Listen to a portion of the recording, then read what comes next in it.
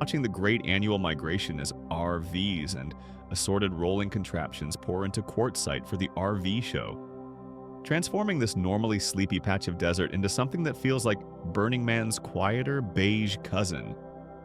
What still cracks me up though, and you can see it clearly in this video, is how much wide open BLM land is still sitting out there. From up here, even at peak chaos, there's enough room left over to host a few more thousand rigs, a family reunion, and maybe a small parade of golf carts. So if you've been thinking, I should come check out Quartzsite, but it's probably too crowded, relax. Show up early, show up late, show up when Mercury is in retrograde. It really doesn't matter. Out here, the desert just shrugs and says, plenty of room.